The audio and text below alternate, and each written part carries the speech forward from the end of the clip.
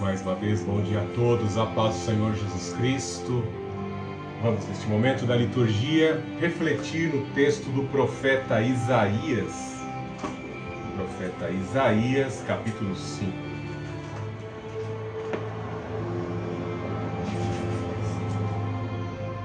Hoje, por exceção, não vamos utilizar a versão Almeida, século 21, vamos estar utilizando a tradução Nova Versão Transformadora, chamada NVT.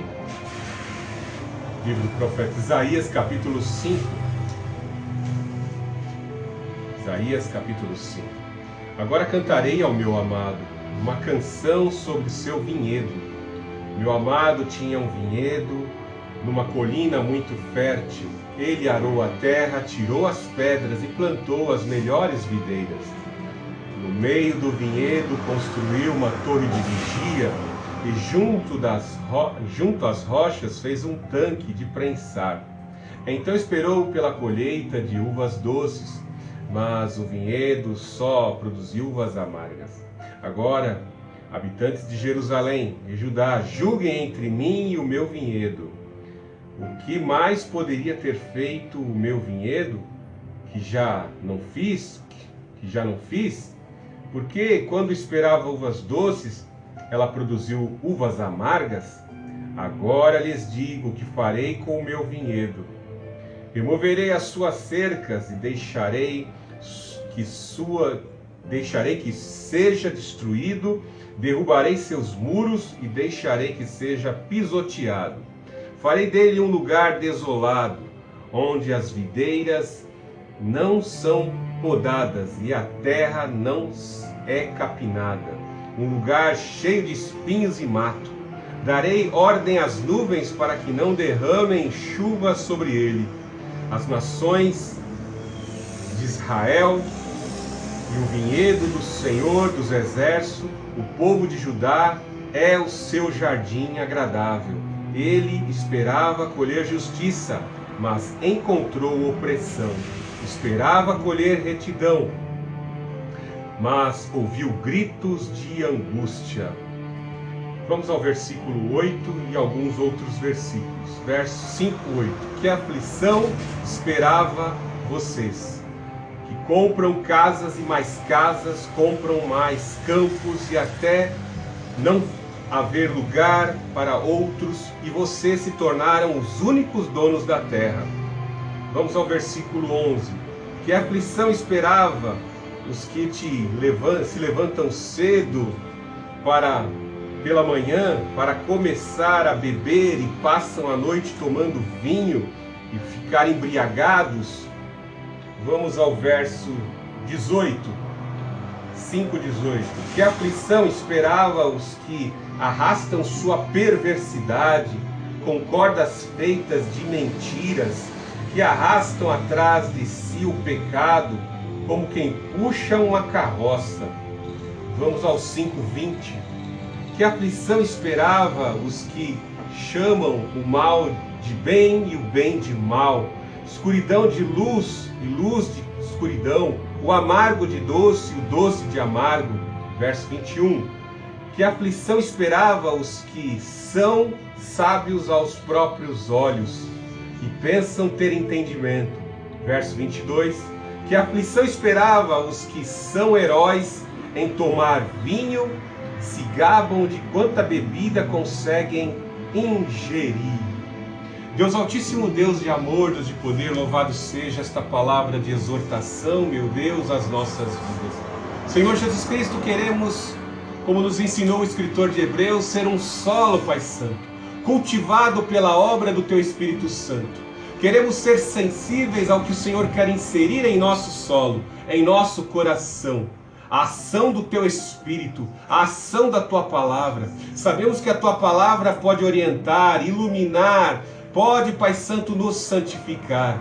Que esta obra do Espírito Santo possa ser realizada no nosso interior, para que não sejamos condenados, Pai Santo, como muitos do Teu povo Israel assim foram, pois rejeitaram o Filho de Deus.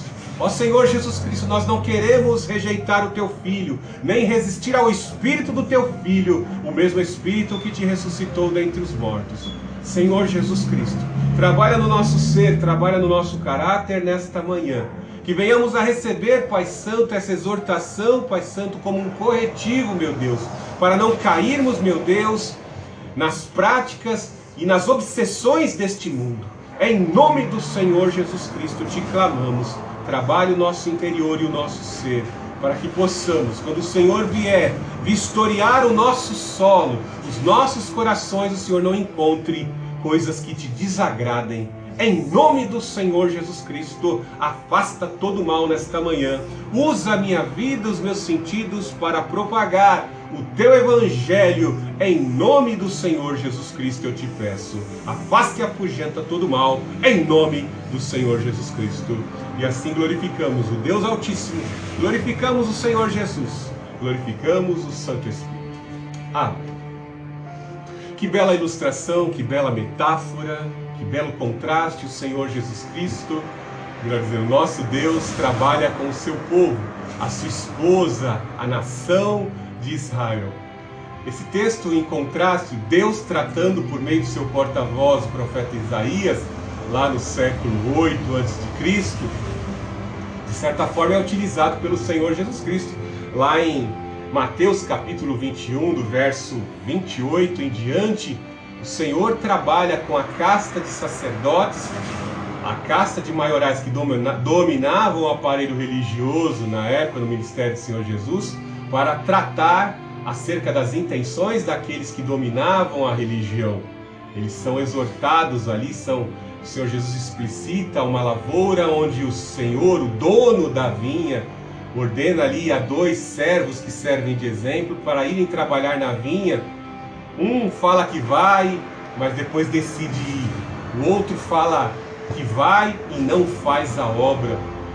A abstenção, a rejeição e muitas vezes o reconhecimento de alguns servos. Eu ouvi a palavra do dono da vinha. Quem tem medo se submete. Quem é Senhor, Ele é o Pai dos Espíritos. Ele dá ordem e todos têm que se submeter. Reconhece os seus erros, se apega, dá vazão à obra do Espírito Santo, e se apega à palavra e vai lá cuidar da vinha. Depois ele traça uma outra parábola que ainda é mais forte, mostrando que o Senhor envia vários servos para tratar a sua vinha, e todos os servos que são enviados a essa vinha, aqueles que estavam ali cuidando, tutorando a vinha, o vinhedo, vão lá, torturam um, espancam outros servos, matam os servos. E aí quando o Senhor resolve mandar o herdeiro, o príncipe, ao vinhedo, o que eles fazem? Vamos matar o príncipe, porque ele é o herdeiro. E por uso capião, aqui essa terra é nossa. Vamos nos apropriar da terra do nosso Senhor, matando o príncipe. Era uma ilustração que, sem dúvida nenhuma, ilustrava o que aconteceria com o Senhor Jesus Cristo. Deus enviou os seus profetas para lidar, para exortar, para falar o que estava no coração de Deus, as intenções de Deus para com o povo. O povo é representado naquele vinhedo, naquela plantação. E eles estavam resistindo. Então, isto é tão verdade que o Senhor Jesus Cristo, quando foi entrando em Jerusalém, ele disse: Jerusalém que mata os seus profetas. E eles mataram os verdadeiros profetas. E quando o Filho se manifestou na carne e veio tratar com o seu povo, o Senhor Jesus veio para os seus e os seus não receberam. A profecia se cumpriu. Eles mataram o Filho de Deus, conspiraram e mataram o Filho de Deus. Algo de maravilhoso é observar como Deus trata com o seu povo, tanto no Antigo Testamento como no Novo Testamento, por meio dessas metáforas, por meio dessas comparações, esses contrastes colocados. A nossa mente, ela sofre uma deficiência muito grande.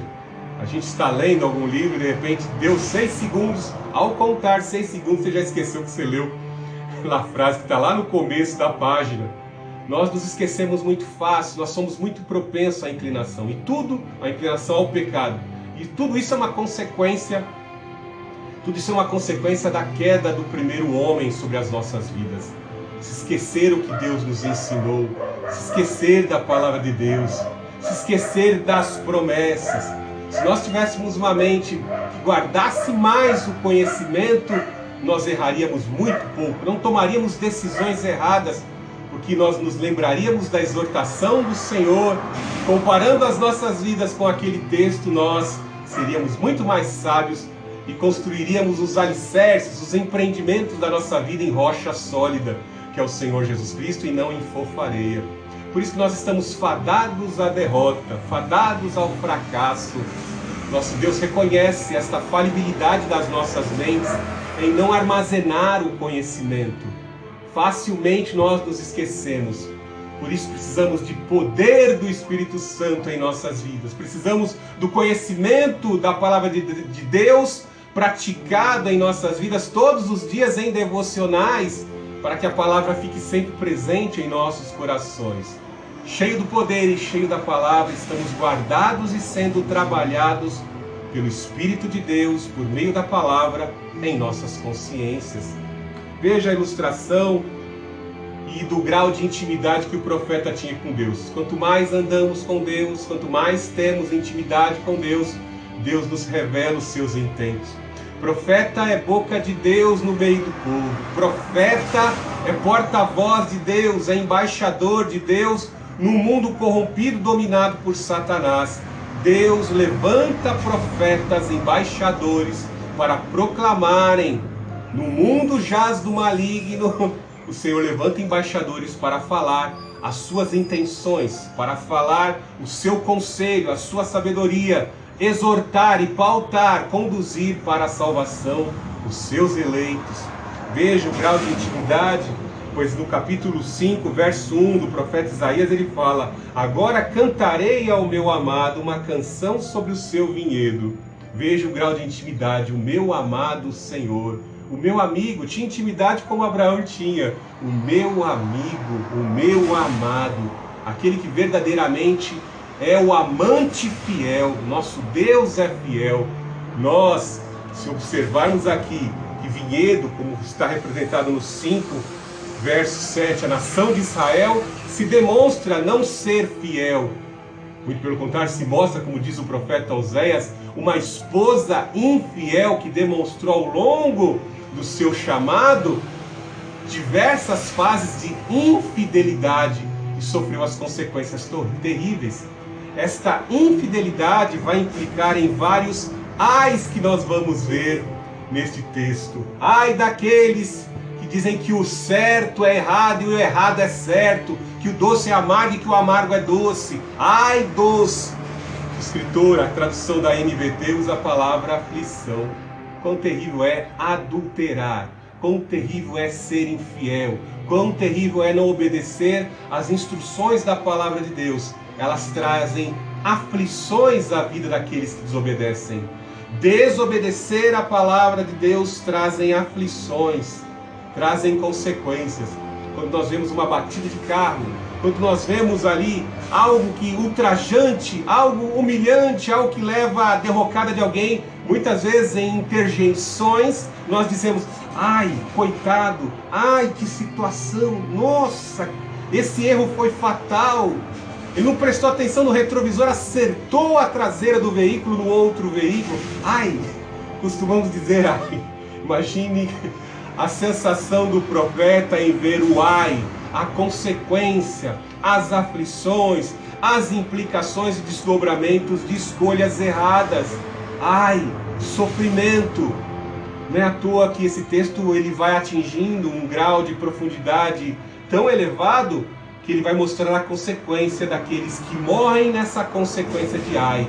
Ai daqueles que descem ao inferno.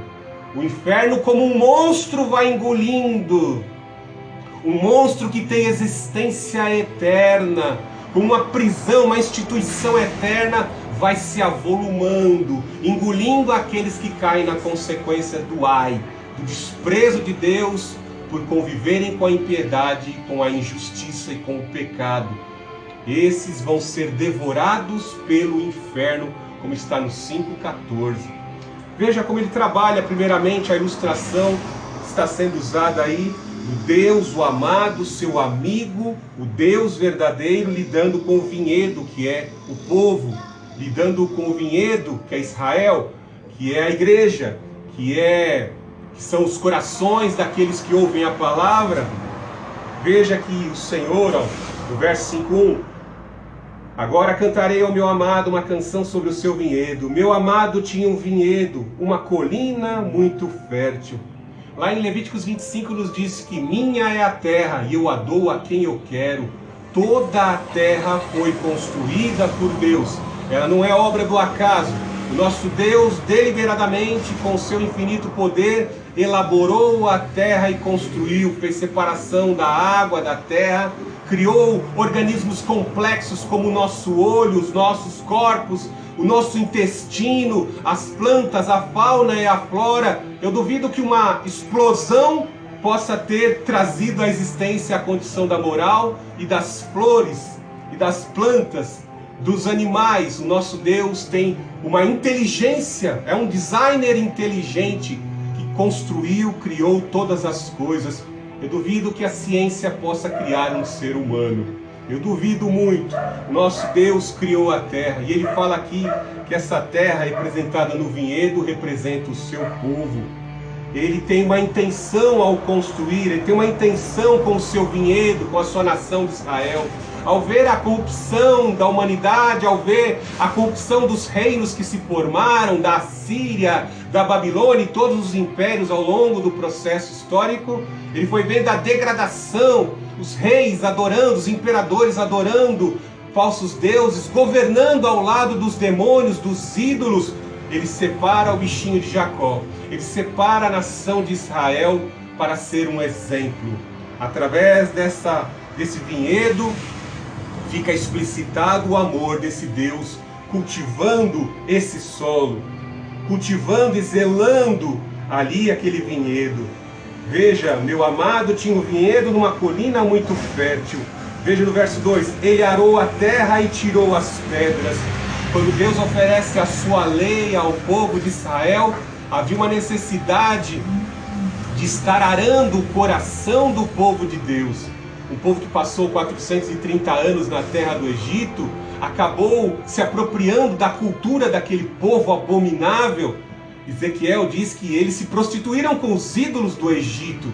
Logo, aquela cultura de adoração aos demônios estava entronizada dentro do povo de Deus, e havia uma necessidade de ali, do Monte Sinai, depois por 40 anos de peregrinação, eles serem moldados conforme o coração de Deus, se adequarem a Deus por meio da lei, o nosso Deus, através dos 10 mandamentos e de todas as ramificações da lei, para organizá-los como uma nação santa.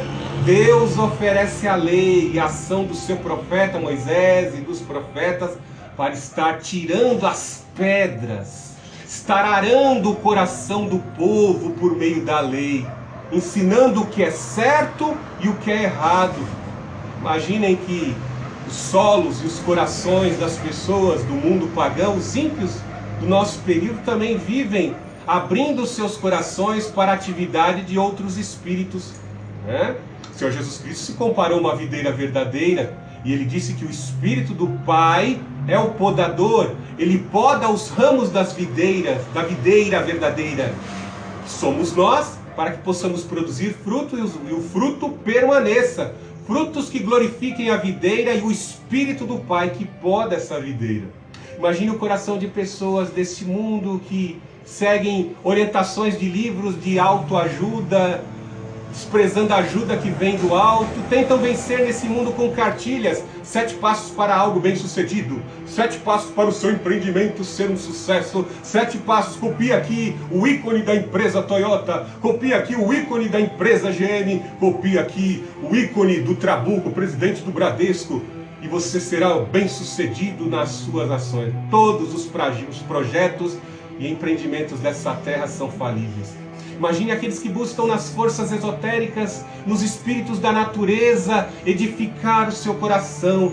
Ficam lá assistindo Avatar e depois se sentem contaminados pelo espírito dos avatares, com o intuito de evoluir, vão cultuar a Mãe Gaia e tentam evoluir, permitindo que esses espíritos venham arar o seu coração e tornar a pessoa mais elevada, mais espiritual. Terrível. Nosso Deus, verdadeiramente, Ele vem arar a terra do nosso coração. Ele vem trabalhar o nosso interior. Ele revela o oculto e o profundo e vai lá tirar a sujeira. Eis que estou à porta e bato. Se alguém ouvir a minha voz e abrir a porta, eu entrarei, cearei com ele e ele comigo. O Senhor quer entrar em nosso coração e tirar as pedras. Existem pedras que se formaram no nosso caráter, um certo processo, uma certa fase da nossa vida, ao longo do processo do nosso viver, que estão lá ainda. Pedras, resistências, feridas que não foram tratadas. O Espírito Santo quer tratar. O Espírito Santo te traz palavra nesta manhã, que Ele vai lidar com tudo isso. Ele quer tirar essas pedras, Ele quer colocar no teu coração esperança, porque quando se acumulam muitas pedras no solo, fica difícil esse solo produzir bons frutos, boas verduras, como diz o escritor de Hebreus no capítulo 6. Fica difícil produzir ervas que são úteis para a flora intestinal, são boas para a pele, né? Regulam o intestino. Se a pessoa continuar impedindo a ação do Espírito Santo para arar e tratar a terra, o escritor de Hebreus fala que vão surgir abrolhos e ervas daninhas, erva venenosa, nasce até planta carnívora que devora inseto. Se você não permitir que o Espírito do Deus Altíssimo trabalhe em seu coração. Veja que ele fala: arou a terra e tirou as pedras e plantou as melhores videiras. Ou seja, Deus tira o seu povo do Egito, Deus tira o povo do galardão, porque algumas pessoas estão num nível de cativeiro espiritual tão elevado que somente o poder de Deus pode libertá-las. Há uma necessidade de haver o impacto da libertação, da expulsão dos demônios, para que aquela mente que estava sendo dominada pelo diabo possa compreender a palavra. Antes a pessoa estava nas hostes, ali dominada pelas hostes do mal, sendo dominada pelos demônios, mas quando o Senhor Jesus chega e fala: cala-te, sai, os demônios são afugentados. E a pessoa agora ouve a verdade, o Senhor Jesus falando, a orientação da sua palavra, e a pessoa agora entende: os demônios iam me levar para um cativeiro eterno. Já me escravizavam na terra, iam me levar pelos vícios à separação eterna, mas agora eu estou em região celestial pelo poder do Senhor Jesus Cristo. E assim a gente reconhece que a gente tem que produzir essas melhores uvas. O Senhor cria toda a infraestrutura para o homem governar quando criou a terra. O Senhor nos coloca na igreja para ouvir o melhor da palavra de Deus, a melhor orientação da palavra de Deus. Mas tem pessoas que às vezes não têm tempo para ouvir. Eu não tenho paciência para ouvir a palavra de Deus. Eu não tenho tempo para ir no culto de doutrina. Só que você ainda talvez não entendeu que quando o Senhor Jesus Cristo é levado para o Espírito, pelo Espírito Santo até o deserto para ser tentado lá durante 40 dias, no seu jejum e na sua consagração, o Senhor Jesus Cristo usa a doutrina da palavra de Deus para ser aprovado no deserto. Para ser aprovado, você tem que ter a doutrina, o alicerce, o ensinamento. Doutrina é o ensinamento, é uma verdade retirada das Escrituras. Se você tem essas verdades do Senhor Jesus no seu coração, você vai vencer o deserto, você vai vencer a dificuldade. Para você produzir essas melhores uvas, para você estar em região celestial mais elevada, é gradativo. Veja no verso 5, no verso 5:2 ainda: no meio do vinhedo construiu uma torre de vigia. Era muito comum quem possuía grandes plantações, grandes vinhedos ali, construía um local onde o atalaia, o guarda e o segurança pudessem estar vigiando. O Senhor Jesus Cristo nos protege. Eu poderia abrir aqui um parênteses e contar como o Senhor sonda e vigia a minha vida, como Ele abate os meus inimigos, como Ele verdadeiramente tem cuidado de mim, porque Ele está arando o meu coração. Ele tem colocado da virtude do Espírito e da palavra no meu coração, para que eu possa ser o seu servo, para que eu possa estar produzindo bom fruto. E aqui diz que ele tem uma torre de vigia. Nós temos um vigia. nós temos selo de garantia, nós temos a ação do Espírito Santo sobre o nosso viver, que nos protege das ameaças nocivas que querem: esse vinhedo não pode produzir, essa terra não pode gerar fruto. O diabo determina, porque ele já é um excluído, já foi do céu banido, e ele quer também ser um banido. A única propriedade de terra que o diabo vai ter é a terra do inferno. Ele vai estrear o inferno juntamente com a besta e com o falso profeta. Vão estrear o inferno. É a única porção que ele vai ter por toda a eternidade, onde vai ser torturado para sempre. Lá no Evangelho de Marcos, o Senhor Jesus Cristo disse, 9:45, o inferno foi criado para Satanás e os seus seguidores. O diabo determina sobre a vida das pessoas. Não vai produzir bom fruto. Não vai. Tem que ser parecido comigo nas minhas atividades. Cheio de orgulho, de ostentação, de lascívia, de moralidade, de vaidade. É isso que o diabo quer que a sua propriedade, o seu vinhedo produza. Mas o Senhor Jesus Cristo chega ali como torre de vigia, ele zela para que a produtividade da nossa lavoura, a produtividade e a qualidade das nossas uvas agradem e glorifiquem a Deus.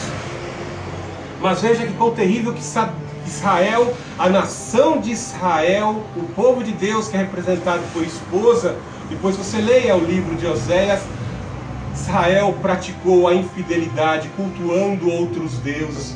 Eu acabei de citar aqui alguns deuses da natureza. Está cheio de crente, conheço alguns, né? Não vou citar nome, pelas restrições aí da plataforma do YouTube, mas eu conheço o pastor da Igreja do Evangelho Quadrangular, que hoje se tornou mago. Vemos um outro lá que era um teólogo bom, virou progressista, virou esotérico, virou espiritualista, e hoje está aí inserido entre os agentes da nova era, agentes da nova ordem religiosa, da nova ordem religiosa mundial, fazem parte dessa nova ordem, agentes que querem impor uma nova religião ecumênica sobre a face da terra. Quão terrível! E de grandes denominações, até dizendo pentecostais, vão lá para essas reuniões. Quão terrível é a ação de espíritos demoníacos entrando sobre a vida dessas pessoas. Veja que ele fala, então esperou pela colheita uvas doces, mas o vinhedo só produziu uvas amargas. Uvas amargas. Porque o Senhor coloca a sua palavra sobre as nossas consciências. Que ela entra pelos nossos ouvidos e tem que habitar nas nossas consciências, nos nossos corações. Deus põe a ação do Espírito para quê? Para sermos testemunhas do Senhor Jesus Cristo. Mas muitos não têm um grau de compromisso um tanto que elevado. Como muitos desses agentes aos quais eu citei, não têm o compromisso e acabam participando de convenções profanas para impor a nova ordem religiosa mundial.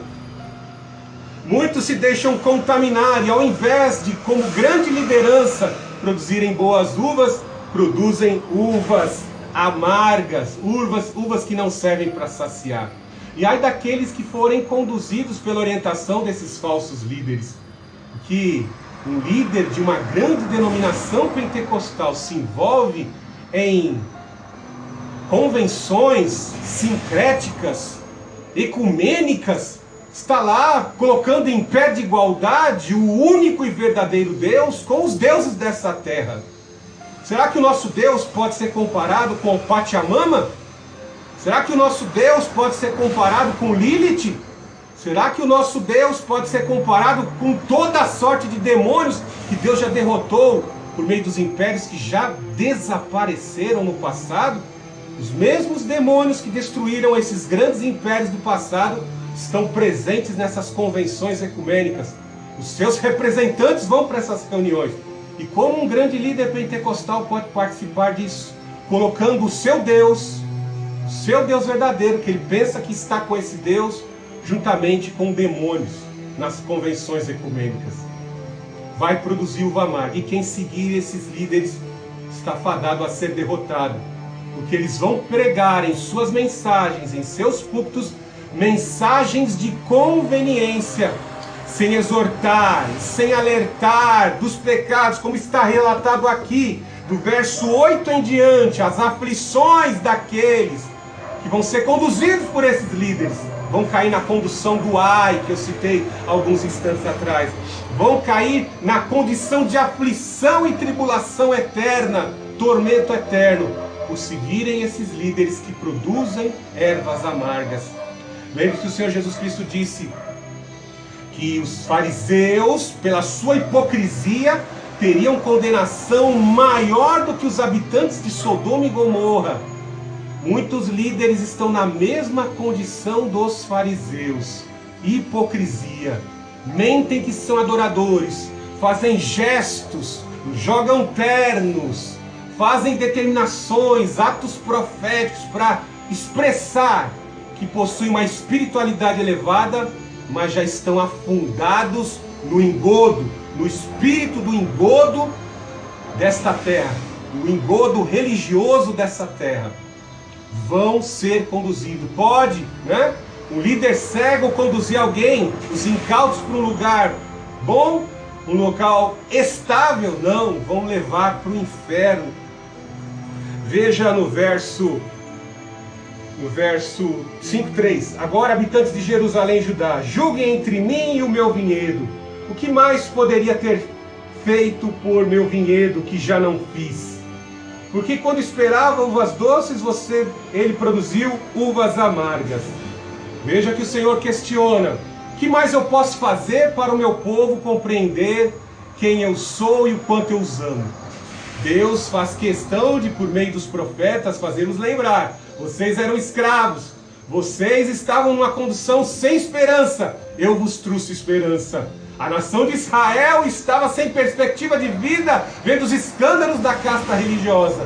Deus enviou o Senhor Jesus Cristo e, ressuscitando dentre os mortos, fez com que toda aquela liderança ficasse envergonhada, porque aquela liderança tinha dito: vocês só ressuscitarão dentre os mortos se forem como nós, que obedecemos a lei de Moisés. Homem nenhum jamais conseguiu obedecer à lei de Moisés. Por isso que o Senhor Jesus Cristo morreu por cada um de nós, para que a lei não nos condene. Ele nos justifica de toda a condenação da lei, porque o salário do pecado é a morte. Todos pecaram e destituídos estão da glória de Deus. O Senhor Jesus Cristo, qual a maior expressão de amor? É o questionamento de Deus aqui por meio do profeta. No capítulo 53, ele viu a glória desse Deus que assumiu natureza humana e foi torturado e morto na cruz do Calvário. Prova de amor maior que essa existe?